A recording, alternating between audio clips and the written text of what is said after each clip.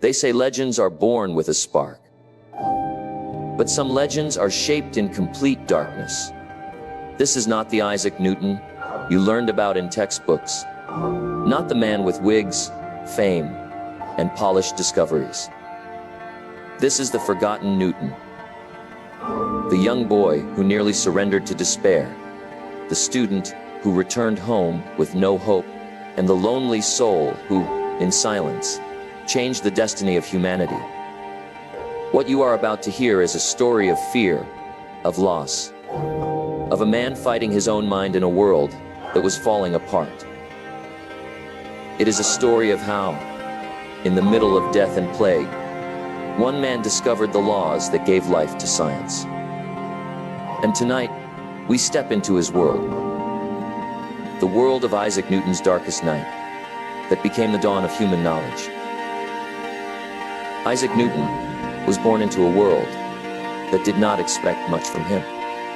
His father died before he was even born. His mother, left alone, remarried and abandoned him to be raised by his grandmother. From the very beginning, Newton grew up with absence, with silence, with a wound of not being chosen. As a boy, he was quiet. Others laughed and played. Newton sat alone, carving wooden models, making small inventions, trying to understand the world with the little he had. Teachers did not see a genius. Neighbors did not see a prodigy. They saw a lonely child with strange obsessions. But loneliness can be a curse, or it can be the seed of greatness. By the time Newton entered Cambridge, he carried with him not the pride of a privileged man, but the hunger of someone who had been overlooked his whole life. He worked in silence, often in the corners of the library, copying notes, asking questions, and refusing to accept easy answers. Then came the year 1665, the Great Plague. It swept through England like fire. Houses were marked with red crosses. Streets were filled with carts carrying the dead. Fear was thicker than air. Cambridge University shut down. Students were sent home. Newton too packed his books, his notes, and returned to Woolsthorpe Manor. To the world, this was a safety measure. But to Newton, it felt like exile.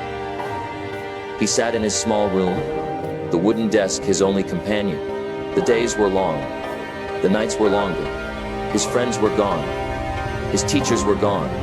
His future, uncertain. There were moments when Newton would stare at the candle by his bedside and whisper, "What if I am nothing? What if my life ends here, forgotten?" The silence outside was terrifying, but the silence inside was worse. For months he lived like this, watching the world collapse in plague, and watching his own hope collapse within. But destiny is strange. Sometimes it hides in despair. One stormy night, thunder shook the windows. Newton sat before his candle. The flame flickered, fragile yet unyielding. And in that moment, something inside him shifted. He told himself, "If the world is ending, then I will end it searching for truth." That night was his rebirth. From then, his isolation became his sanctuary. His solitude became his strength. He began filling page after page of his notebooks. Questions, sketches, numbers. He studied light by letting beams pass through glass prisms. He experimented with shadows, mirrors, and the colors of the rainbow. He worked on mathematics, building the foundation of what we now call calculus. He studied the planets and their movements. He imagined invisible forces pulling them through space. And then came the apple. Most people saw it as a fruit falling to the ground. But Newton asked, why down? Why not sideways? Why not upward? That single question opened the door to the law of gravity, the invisible thread that binds the universe. Think about this, the very law that holds oceans to the earth, the law that keeps the moon in orbit, the law that makes our world possible, was born not in a royal court, not in a grand hall, but in the quiet thoughts of a lonely man during the darkest plague. But Newton was not celebrated immediately. People thought him reclusive, even strange. He was mocked, ignored, and doubted.